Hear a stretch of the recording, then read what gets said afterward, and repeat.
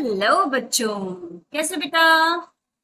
तो बच्चों, आज हम स्टार्ट करेंगे इकोसिस्टम, जो हमारा न्यू चैप्टर है उसकी डीपीपी नंबर 1 का डिस्कशन। तो देखते हैं बेटा क्या क्वेश्चंस हैं। बढ़ते हैं हमारे फर्स्ट क्वेश्चन पे। फर्स्ट क्वेश्चन कह रहा है बेटा, the functional unit of nature is called.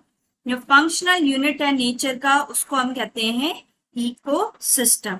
Ecosystem जो किससे बना हुआ है बच्चों? जो बना है बायोटिक कंपोनेंट से और एबायोटिक कंपोनेंट के इंटरैक्शन से। ठीक है, उसको हम क्या कहते हैं? इकोसिस्टम। नेक्स्ट क्वेश्चन क्या कह रहा है? नेक्स्ट क्वेश्चन कह रहा है, living organisms interact among themselves.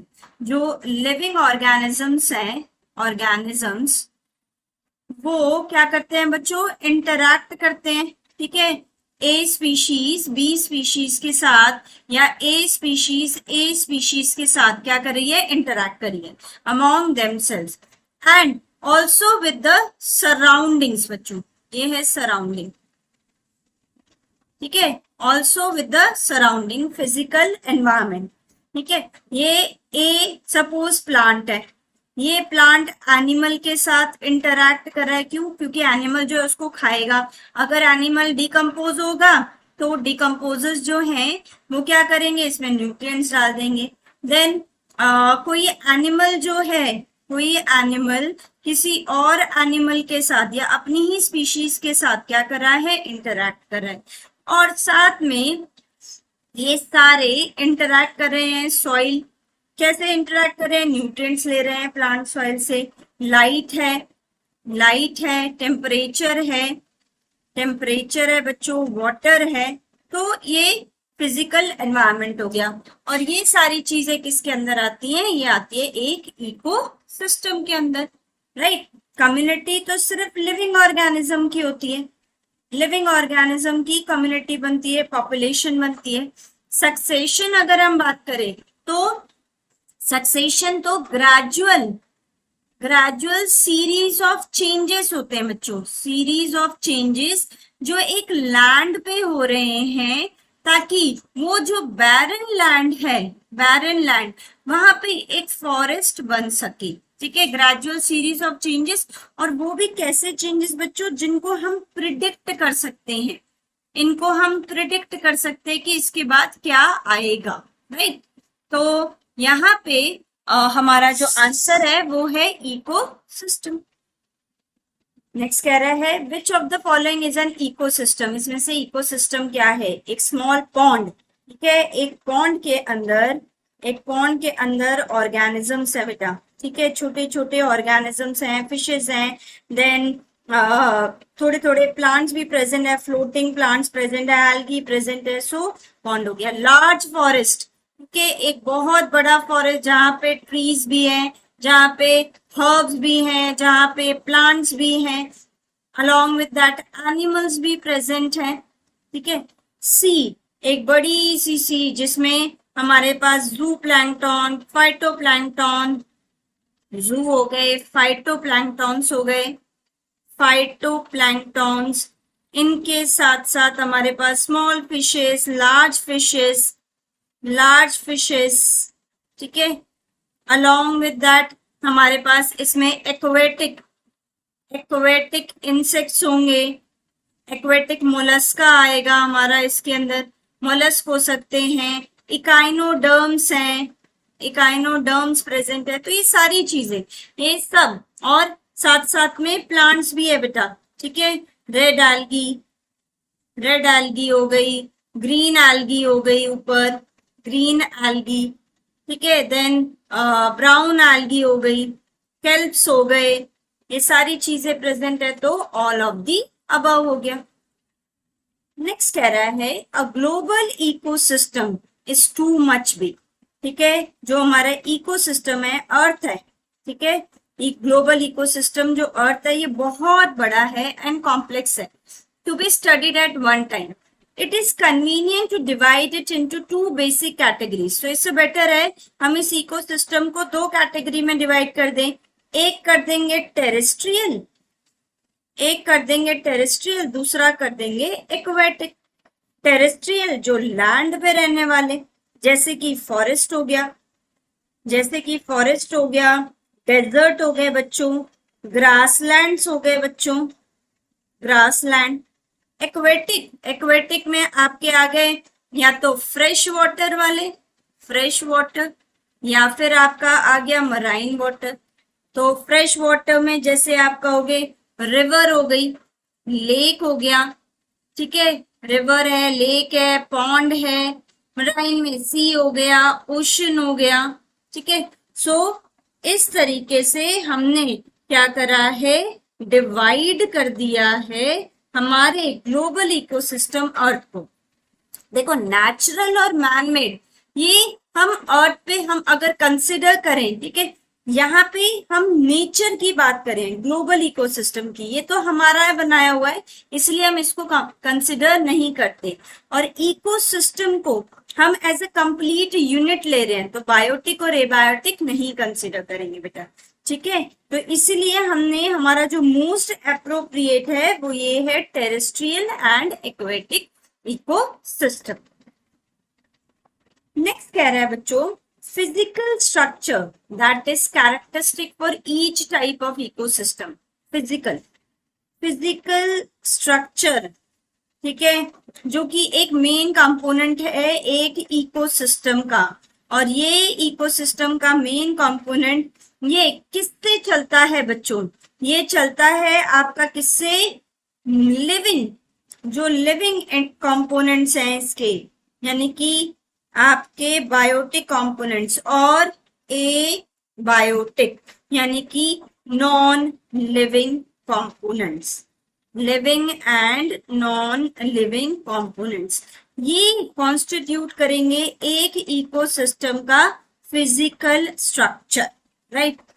Vertical distribution of different species या स्ट्रैटिफिकेशन की अगर हम बात करें, स्ट्रैटिफिकेशन होता है बेटा बड़ा, जैसे बहुत बड़ा ट्री, ठीक है, फिर उससे छोटा, फिर ये जो आप देखते हो फॉरेस्ट के अंदर ये जो अरेंजमेंट होता है हमारे ट्रीज का, हर्ब्स का, बुशेस का, बुशेस का, श्रब्स का, ये स्ट्रैटिफिकेशन आ गया, वर्टिकल डिस्ट्रीब्यूशन हो गया। कौन सा, हमारा आर्थ्रोपोडा, मोलस्का, ठीक है, इकाइनोडर्मेटा, मतलब ये जो लिविंग स्पीशीज है उनका किस तरीके से अर्थ पे कहाँ पे वो ज्यादा प्रेजेंट है, ट्रॉपिकल एरिया में, देन टेम्परेट एरिया में, अलग अलग जगह पे, अलग अलग लैटिट्यूड पे, लॉन्गिट्यूडनल एरियाज पे किस तरीके से वो डिस्ट्रीब्यूटेड। तो ये दोनों इसमें नहीं कंसिडर करते। हम अगर इकोसिस्टम की बात करें तो हम इंटरैक्शन की बात करेंगे बायोटिक और ए बायोटिक कंपोनेंट की, फिजिकल स्ट्रक्चर में अगर हम बात कर रहे हैं। नेक्स्ट कह रहा है which is incorrect about a small pond ecosystem. एक पॉन्ड इकोसिस्टम है बच्चों हमारे पास, एक इकोसिस्टम है, किससे बना हुआ है, पॉन्ड, ठीक है। अब इस पॉन्ड में this is fairly A self sustainable unit. बिल्कुल इस पॉन्ड में आपको कहीं से पानी सप्लाई नहीं करना, कहीं से ऑक्सीजन सप्लाई नहीं करना, कहीं से लाइट सप्लाई, मतलब आपको एक्सटर्नली कुछ नहीं करना, ठीक है।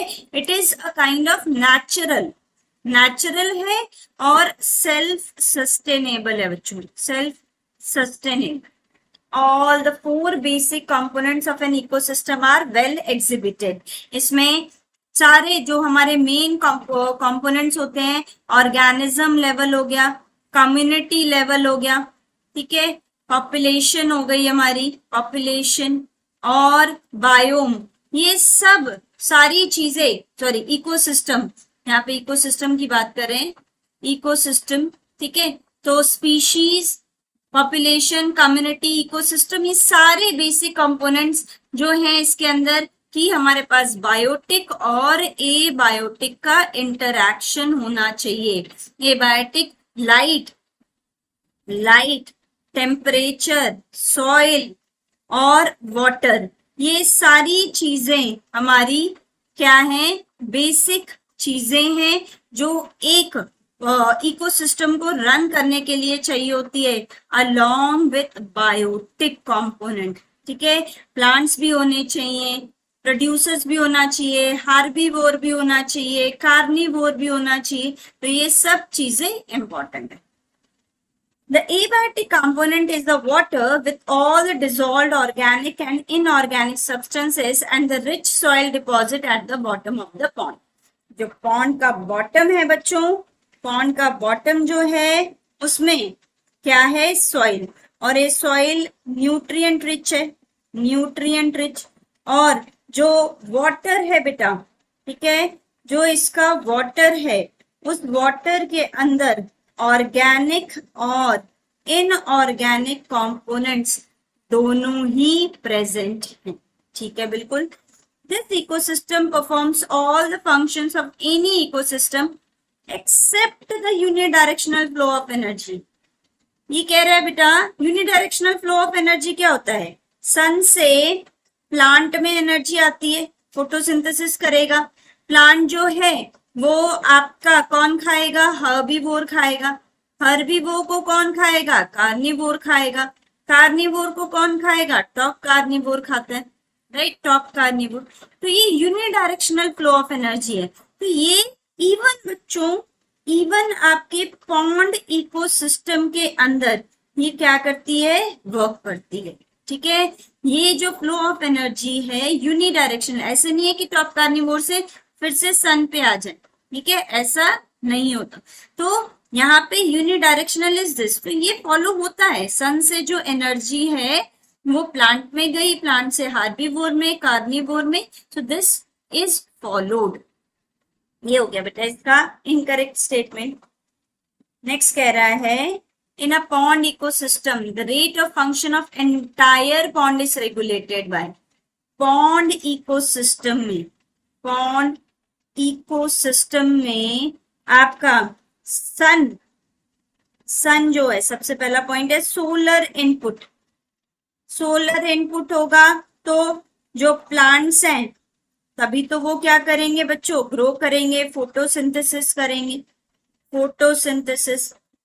एक साइकिल ऑफ टेम्परेचर, किसी भी वाटर का टेम्परेचर जो है वो मेंटेन होना चाहिए, वरना जो उसके अंदर रहने वाली एक्वेटिक स्पीशीज हैं उनकी डेथ हो जाएगी। तो ये टेम्परेचर भी मेंटेन होके रखना। Day length and other climatic condition, day length जो है वो भी मैटर करेगी, क्लाइमेटिक कंडीशंस भी मैटर करेंगे। समर है, रेनी सीजन है, रेनी सीजन है, विंटर्स है, ठीक है, विंटर में ऊपर वाला जो पोर्शन हो जाएगा वो कंपैरेटिवली कोल्ड होगा, अंदर जो होगा वो हॉट होगा। तो अंदर का टेम्परेचर जो है वो मेंटेन रहना चाहिए, वरना स्पीशीज क्या हो जाएंगी, डेथ हो जाएगी। डे लेंथ के हिसाब से समर्स में डे लेंथ बड़ी होगी, क्रिटिकल डे लेंथ ज्यादा होती है, विंटर्स में डे लेंथ कम होती है। तो ये सारी चीजें क्या करेंगी बच्चों, मैटर आउट करेंगे। नेक्स्ट कह रहा है the autotrophic component of the pond ecosystem include. Autotrophic, auto means जो अपना खाना खुद बनाएंगे, ठीक है, फोटोसिंथेसिस करने वाले, तो phytoplanktons, some algae, floating, submerge, marginal plants found at the edges, ठीक है, जो फाइटोप्लैंक्टन्स हैं, फ्लोटिंग प्लांट्स हैं, फ्लोटिंग प्लांट्स हैं, सबमर्ज्ड प्लांट्स हैं, ठीक है, मार्जिनल प्लांट्स है, मार्जिनल, मार्जिनल भी हो गए, फ्लोटिंग भी हो गए, ठीक है, सबमर्ज्ड भी हो गए, सारे ही क्या करेंगे, autotrophic mode of nutrition show करेंगे। नेक्स्ट है the decomposers of the pond ecosystem are. Decomposers fungi है, बैक्टीरिया है, फ्लैजेलेट्स भी हैं, तो all of the above. Next कह रहा है बच्चों in the pond ecosystem decomposers are specially abundant at. Pond ecosystem में, पॉन्ड इकोसिस्टम के अंदर जो हमारे डीकम्पोजर्स होते हैं बच्चों, डीकम्पोजर्स, वो आपको बॉटम पे क्या मिलेंगे बच्चों, ज्यादा, क्योंकि जितनी भी स्पीशीज है वो अगर डेड हो गई तो वो सिंक करके डाउन आ रही है। तो डिकम्पोजर जो है हमें ज्यादा यहाँ पे, क्योंकि पॉन्ड में यहाँ पे सॉइल भी प्रेजेंट है, सॉइल में ये न्यूट्रिएंट कंटेंट जो है वो बढ़ा देंगे, एंड देन जो भी इसका डिजोल्व वाला है, डिजोल्व होने वाला, वो वाटर के अंदर चला जाएगा, तो बॉटम में डिकम्पोजर्स हमें ज्यादा मिलने वाले। नेक्स्ट है स्ट्रैटिफिकेशन। स्ट्रैटिफिकेशन अभी आपको बताया, बड़े बड़े कैनोपी वाले ट्रीज, देन छोटे आपके ट्रीज, देन हर्ब्स हो गए, बुशेस हो गई, ठीक है, प्लांट्स हो गए, तो ये सारी चीजें, ठीक है, बड़ा छोटा छोटा, ये जो अरेंजमेंट है इसको हम क्या कहते हैं, स्ट्रैटिफिकेशन। और ये ट्रॉपिकल फॉरेस्ट में ज्यादा दिखता है, ठीक है, ट्रॉपिकल फॉरेस्ट में आपको ज्यादा मिलेगा। द मोस्ट स्टेबल इकोसिस्टम, जो सबसे स्टेबल है बच्चों वो है आपका ओशन, ठीक है, ओशन को हम सबसे स्टेबल इकोसिस्टम मानते हैं। नेक्स्ट है the basic requirement for any ecosystem to function and sustain is, एक इकोसिस्टम को अगर आपने चलाना है, ठीक है, तो सबसे पहले बात है सन। सन जो है वो अपनी एनर्जी कॉन्टिन्यूअसली क्या करता रहे, देता रहे, ठीक है, सन की एनर्जी, सोलर इनपुट जो है बच्चों वो सबसे ज्यादा इंपॉर्टेंट होता है, बेसिक रिक्वायरमेंट है, क्योंकि सन की वजह से फोटोसिंथेसिस होगी, सन की वजह से फोटोसिंथेसिस होगी, एंड देन नेक्स्ट जो प्रोसीजर होनी है वो फॉलो ऑन होती जाएगी। नेक्स्ट कह रहा है the annual net primary productivity of land is about, जो एनुअल नेट प्रोडक्टिविटी है बेटा वो है 170 बिलियन टन्स। नेक्स्ट कह रहा है which ecosystem has the highest gross primary productivity, सबसे ज्यादा gross primary productivity, gross primary productivity, जहां पे प्रोडक्टिविटी होता है बच्चों, प्रोडक्टिविटी एक एरिया में टाइम के अकॉर्डिंग कितना ऑर्गेनिक मैटर बना है, ठीक है, कितना ऑर्गेनिक मैटर बना है। अब इसका रेट जो है, रेट ऑर्गेनिक मैटर का बनने का बाय फोटोसिंथेसिस, बाय फोटोसिंथेसिस, ठीक है, क्या कहलाता है, gross primary productivity, organic matter का बनना पर टाइम, ठीक है, एक जगह पे, एक एरिया में, एक पर्टिकुलर एरिया में प्रोडक्टिविटी कहलाएगा, और ये gross primary productivity rate at which it is form इस ऑर्गेनिक मैटर का बाय फोटोसिंथेसिस, ये सबसे ज्यादा कोरल रीफ्स में होती है। नेक्स्ट कह रहा है ultimate source of energy for living being is, जो अल्टीमेट सोर्स है वो है सनलाइट।